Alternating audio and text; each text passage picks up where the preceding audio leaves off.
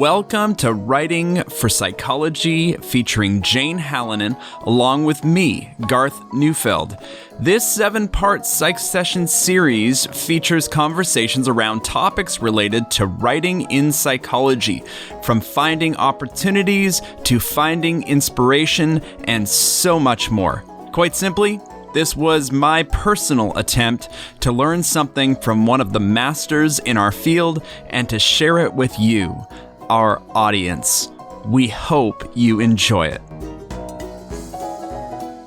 We're back with the first conversation of part 2 of this series, with the first one being in kind of introduction where we talked about writing in general, Jane, and how you approach writing and think about it from a student perspective. And now we are going to talk about I think it's almost like your advice for writers.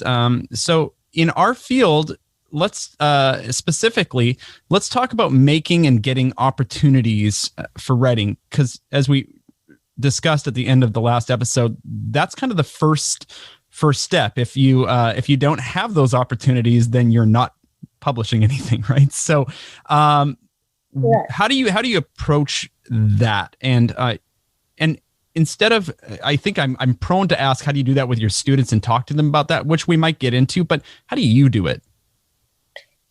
I think probably the best way to capture the making of opportunities is to, again, think about what is the kind of writing that you're doing.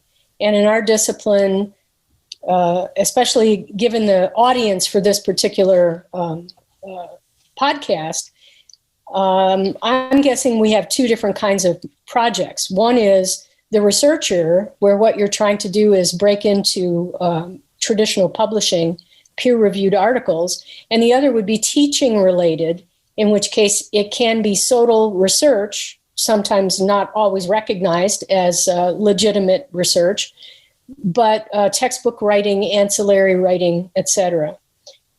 There's a third category that I've engaged in a little bit with my beloved co-author Dana Dunn, which is popular writing. And in that case, we do articles for the Chronicle that look at faculty development. So that's a very different kind of writing. So those ones seem kind of fun. Oh my God, they're fun.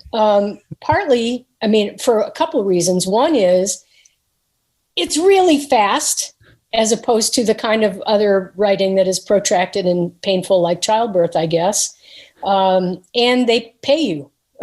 So that's also a little out of the ordinary. And so that's a lot of fun. But at this juncture, I have to say, when I'm thinking about advice for people who are starting out, if you are research oriented, then the main thing that you need to do as you finish up your dissertation is, of course, be thinking about how to translate that dissertation into something that someone will want to publish. And normally the expectation is that a brand new faculty member with a shiny PhD would be working in a collaborative fashion with a mentor to be able to get that material translated. And frankly, I did have that advantage when I finished my PhD. My advisor was very good about helping me get what my dissertation was in print. That collaboration is also one that I know from being a chair and a dean, that over time you expect people who are going to be researcher writers to thank their mentor heartily and then move on. Figure out what it is you're going to do to establish yourself as an independent writer. It doesn't mean that you can't do collaborations in the future. In fact, I tend to recommend collaboration as a really good way to bring out your best as a writer, regardless of the format that you're working in. But especially if you're doing research, it's really important for you to establish a beachhead of your own ideas that will assist you in all the major career decisions that happen, especially if you're in a tenure track situation. So first author really does matter. First author matters a lot, and increasingly in tenure and promotion decisions, review committees will actually say, well, you published 4 articles, but the best you did was third author on this article, so you haven't really established yourself as a scholarly voice. And so if you're doing research, that's your goal in the early years, is to establish your voice as an independent voice.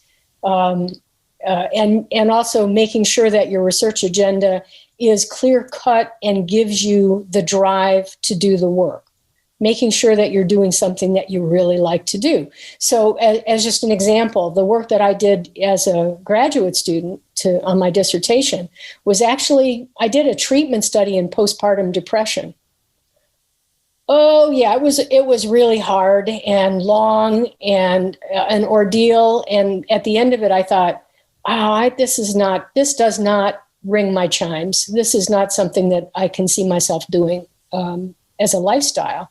And that frankly encouraged me to look for teaching positions that were more teaching emphasized rather than publication driven. That turned out to be a good decision for me. All right, so that's that one category. I have a question about something you said in that category, and you said collaboration makes us better writers or something along those lines. Can you just talk about that? Yeah, that applies whether you're a young writer or an old writer or a chronologically gifted writer. That very often when I'm writing, even if I get invited to do things, which after 40 years of writing, most of the writing that I do is something that gets dangled in front of me. Oh, here's an opportunity, Jane. It's like, oh, do I know anything about that? Yes, I do. Okay, I accept. Normally what I might try to do is develop a team that can work with me to expand how I'm thinking about it. And so the article that we mentioned in the first portion that we did, Common Ground in Introductory Psychology with Kristen and Lene, the fact is, could I have written that article by myself? Sure. Would I have enjoyed it? A little.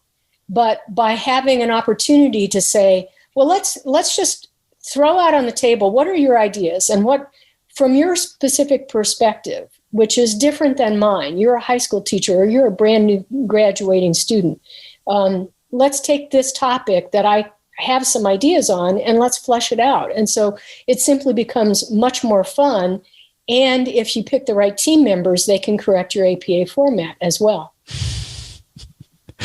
Great. Yeah. And I think I've worked on some writing projects with people who are very good writers. And I think there is this kind of informal mentoring that happens by getting involved with others, and then also and skill development in writing. And then you just most of us just want to write well for our colleagues. And and so we might do.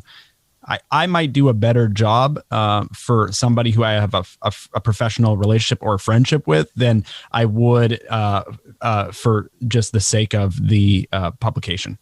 Right. I think that's true. You have a sense of being beholden to the team that you've assembled. And so if you're setting up reasonably regular meetings to verify what's been written or provide feedback, that it really does keep you on course. And then I've also had the absolute pleasure of being matched with, whether I've done the matching or someone else has done the matching, with collaborators who are just genius in their writing. And so that just elevates your game enormously, because you do want to write, in your best self, because that brilliant person on the other end is going to be managing that. And I would just give a couple examples. Dana Dunn, who I write a lot with, maybe one of the most spectacular writers I've ever seen in terms of his being able to digest complex ideas and speak to them brilliantly. I also had a very similar experience doing a collaboration with Susan Nolan. I love being able to assemble people who will inspire me to do my best. And I think that's been a pattern that I've had throughout all my writing. Yeah. All right. That's the first one. What's our second one? What's our second category? I'm sorry. Yes. Our second, okay. We did research, writing for research. The second category would be writing for teaching. And so I'm going to suggest that everything that we talked about with regard to research applies to publishing in either TOP or STLP, both great journals. All is good. Collaborators good. Becoming independent is good. But if you are deciding that you want to explore writing for instructional purposes, for teaching, either writing textbooks or writing ancillaries, there is a kind of art to that. And that is, recognize that when people are visiting you to sell you books, the publishers who are sending agents to your office to ask you to adopt things, they're also looking for people who have a new take on a project. And they will sometimes recruit you to be a reviewer. If you review seriously, then they will come back at you with more requests to review. But they also might start saying things like, oh, what are you thinking about writing? And eventually that can lead into a nice opportunity that may require a book proposal. And if you're in that situation, I strongly recommend you search someone out in your department who's been through this, to have them advise you on the steps to take to write a good book proposal. There's an art form to that as well. I also would tell the story about the very first ancillary that I wrote. I got pitched by a publisher. They saw me do a presentation at a conference and decided, well, yeah, she might have a book in her. And so they said, would you be willing to write a book on critical thinking that would support X textbook? And I remember, shaking my head going, well, do I have enough in my head to write a book? I think I do. So I did it. And I turned the book over and they hated it. They absolutely hated it. On the front end, what you need to know about many publishers, I won't say all, is that when the courtship phase is in, it's really nice because you're brilliant and wonderful. But once they have you on contract, that doesn't necessarily have to stay the same. And so I was a little bit shocked. Here's my first effort that they didn't want it. They said, we only like some parts of what you've written, so what we're willing to do is pay you for those parts. Or you could try to sell it to someone else, or you could write it to our specifications. And so after I'd already put the blood, sweat, and tears into the book, I'm thinking, if there were specifications, wouldn't that have been nice to give me on the front end? Which also speaks to the way I think about teaching writing to students. I want them to have my specs so that they're not guessing what it is I want. As it turned out, I said, okay, let me think about it. I put the phone down. I called a good friend in publishing, someone who was successful. I said, here's what I'm up against. That person was terrific to me and said, I'll buy it. I'll arrange for your book to be purchased by my company. I said, well, it would be nice if you took a look at the manuscript first. But it turned out David Myers is just that kind of guy and said, no, I've seen what you do, and I think this would be useful. And so that's how the Critical Thinking Companion for Intro was born. And then I was able to call back the initial company and say, thank you, I'll take my manuscript back. So not a typical kind of entry into the field, but forever grateful that I ran into someone who would mentor me through understanding publishing politics. I've since published a lot of textbooks and other kinds of books, and there are many publishing people out there who are fabulous. There are also, and I've run into a lot of them, I'm pleased to say, but there are also some who are not so good. And so you do need to be careful. You do need to have attorneys look over contracts. You do need to not agree to do your own indexing, to pay for your own. I mean, there are some tricks to the trade that seasoned authors can share with you, that it's very important to do that. Okay. Well, so if you'd be open to it in a subsequent chat, it might be really nice to just talk through all those things if you'd be willing to do that. Sure. Great. Okay. All right. So what else? That's did we cover scholarly writing, or is there other aspects of it? Yeah, we covered scholarly writing. We covered writing for teaching. Yeah. We haven't covered popular writing. What I will tell you is a lot of people make side dollars by writing for magazines. Sometimes they use a phony name because they want to keep their regular jobs separate from their money-making job, but popular magazines in particular are always looking for short summary articles about how to live better psychologically. And so that's an opportunity that people can pursue. And as well, if you have good ideas about the life of faculty, Dana and I have found that the Chronicle has been very receptive to a lot of whatever we're mad about at the moment. If we get on the phone and talk with each other and make notes, pretty soon that becomes an article. And the editors there are particularly good about helping us not make errors that would be problematic, to have articles that would be well responded to. And so we're particularly pleased with that connection, but a nice third source.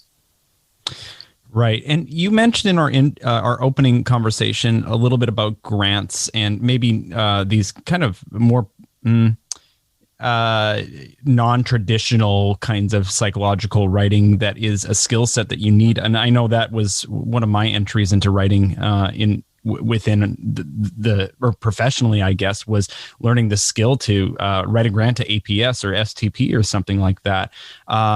So do you have any pointers on that? I'm guessing audience is going to be something you talk about, but anything else? Yeah, I think project proposals, whether it's a grant or whether it's just something that you're trying to get your boss to agree to, requires a particular kind of writing that isn't psych discipline based. It is much more clipped, precise. Don't waste anybody's time. Make sure you're following the instructions properly.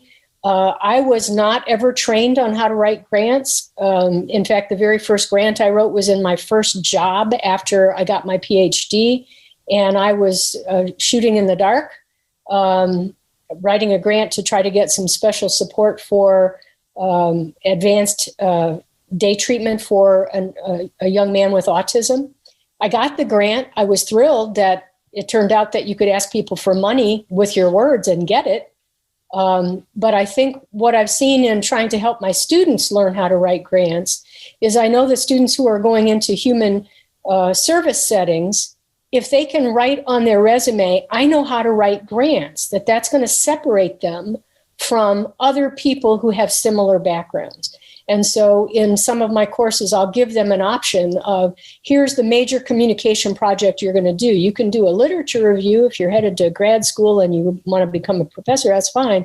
But you could, if you're going to be a counselor, if you're going to be an addictions counselor, write me a grant for how you would improve the opioid crisis. And think big. Try to spend about $1 million.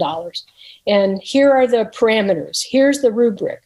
Think about who you're writing to. And that does tend to help students understand the complexities of grant writing and gives them a good sense of, you have to investigate who the audience is so that you can write specifically to the values of the purse string. Students have been very complimentary about getting that background. That's fantastic. I think that's a great place to leave it for this conversation, and we will do this again soon. Thanks. Okay.